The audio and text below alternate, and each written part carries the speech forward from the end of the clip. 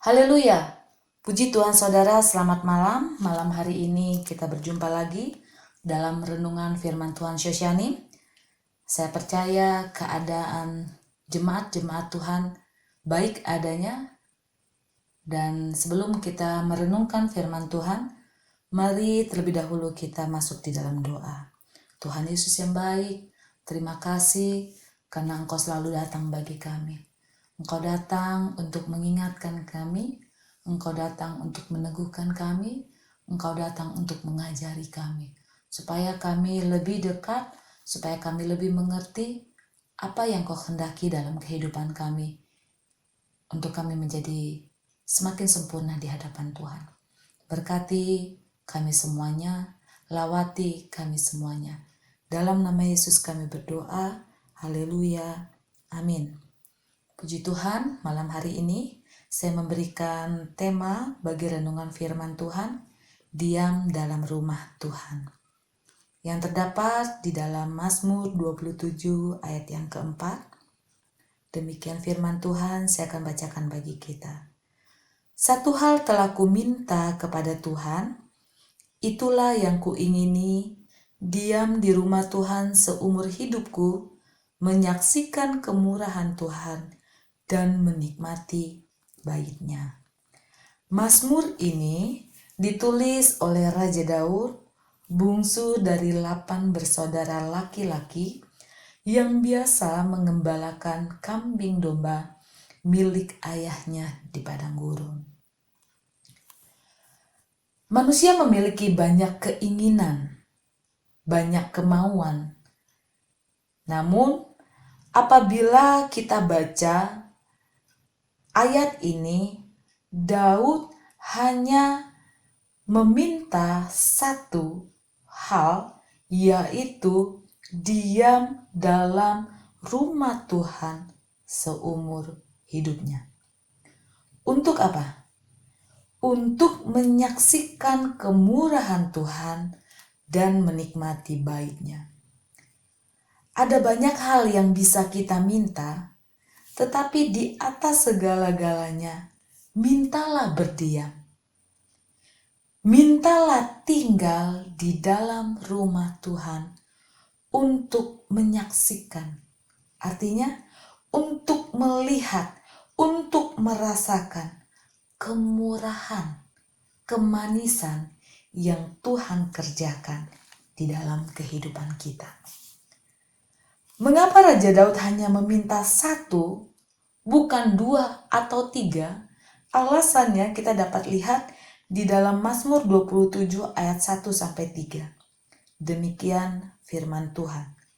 Tuhan adalah terangku dan keselamatanku, kepada siapakah aku harus takut?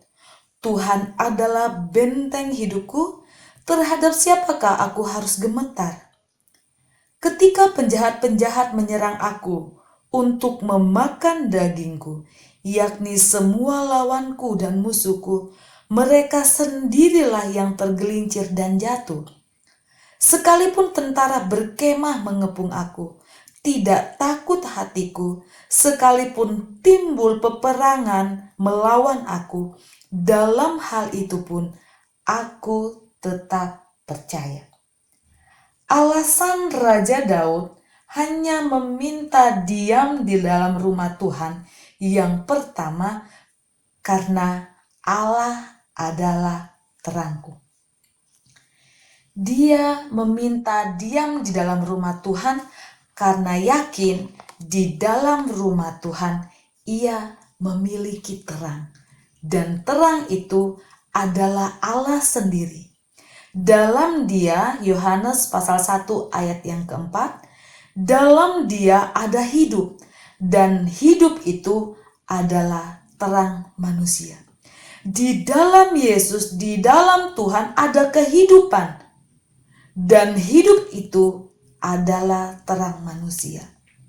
Ada terang di dalam Tuhan, sehingga terang yang sesungguhnya itulah yang kita butuhkan, yaitu Allah sendiri yang ada dan hadir di dalam kehidupan kita.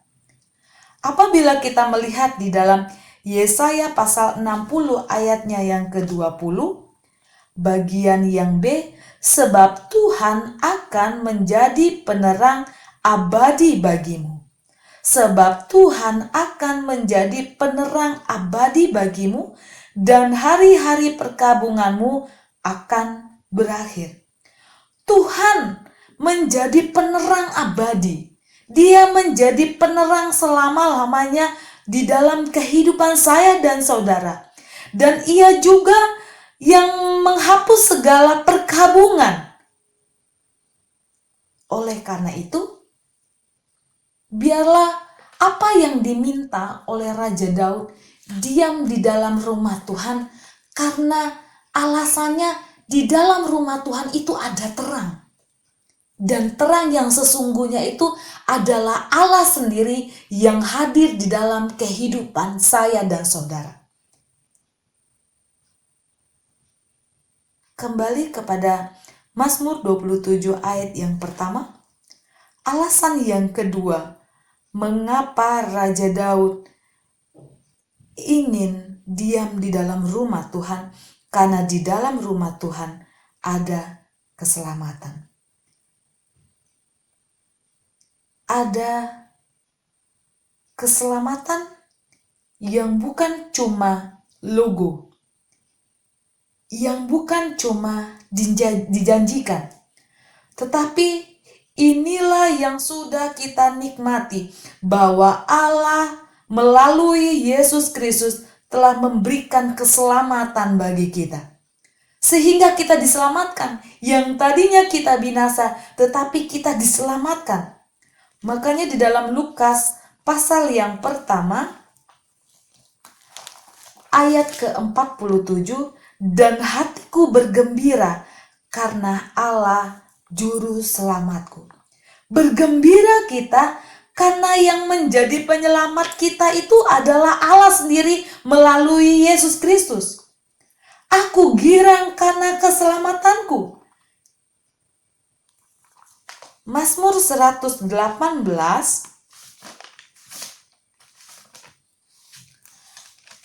ayat yang ke-14. Mazmur 118 ayat ke-14, demikian firman Tuhan. Tuhan itu kekuatanku dan mazmurku, ia telah menjadi keselamatanku. Ia menjadi keselamatan dalam kehidupan kita. Dia menjagai kehidupan kita. Dia memberikan perlindungannya bagi saya dan saudara. Alasan yang ketiga, kembali kepada Mazmur 27 ayat yang pertama, dikatakan Tuhan adalah benteng hidupku. Tuhan adalah kota benteng, tempat perlindungan yang paling aman bagi saya dan saudara di tengah keadaan saat ini. Mazmur 94 ayat 22, tetapi Tuhan adalah kota bentengku dan Allahku adalah gunung batu perlindunganku. Tempat kita berlari, tempat kita berlindung dalam kesesakan kita, dari keadaan-keadaan yang menakutkan, dari keadaan-keadaan yang tidak nyaman. Saat ini tidak ada tempat yang aman. Semuanya menakutkan, semuanya mengerikan karena virus-virus yang sedang terjadi. Tetapi dikatakan bahwa Allah Tuhan adalah kota benteng, tempat saya dan saudara berlindung, tempat yang paling aman. Mazmur 62 ayatnya yang ketiga, hanya dialah gunung batuku dan keselamatanku, kota bentengku, aku tidak akan goyah.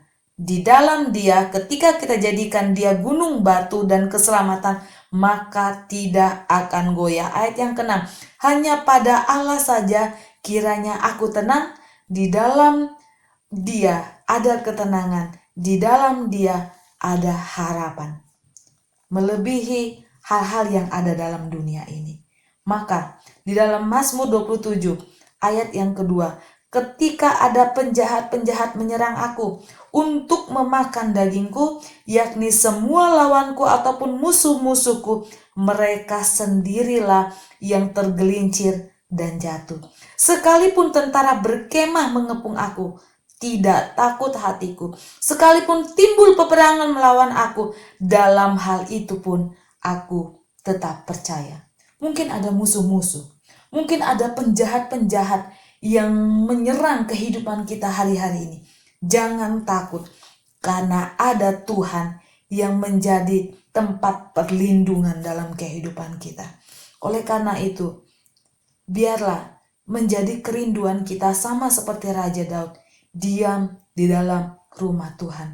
Karena di dalam rumah Tuhan ada terang, di dalam rumah Tuhan ada keselamatan, di dalam rumah Tuhan ada benteng perlindungan yang membuat saya dan saudara tenang, yang membuat saya dan saudara tetap percaya, tetap melihat pertolongan yang Tuhan kerjakan atas kehidupan kita. Oleh karena itu, biarlah apapun yang sedang terjadi hari-hari ini, kita tetap menyaksikan kemurahan Tuhan menjadi bagian atas kehidupan kita. Mari sama-sama kita berdoa. Tuhan Yesus yang baik, terima kasih buat malam hari ini. Karena Engkau datang bagi kami, Engkau mengingatkan kami bahwa biarlah kami rindu selalu diam di dalam rumah Tuhan. Sekalipun Tuhan, saat ini kami tidak dapat pergi ke rumah Tuhan, tetapi di dalam kehidupan kami, di dalam keluarga kami mau Engkau terus hadir di dalam kami Tuhan. Sehingga kami melihat terang-Mu, kami melihat perlindungan-Mu, kami melihat keselamatan yang Engkau kerjakan dalam kehidupan kami. Terima kasih Tuhan, malam hari ini Engkau sudah meneguhkan kami, Engkau sudah menguatkan kami, untuk kami menjadi orang-orang yang semakin mengerti lagi akan kebenaran firman-Mu. Terpuji nama-Mu, dalam nama Yesus kami berdoa, haleluya, amin.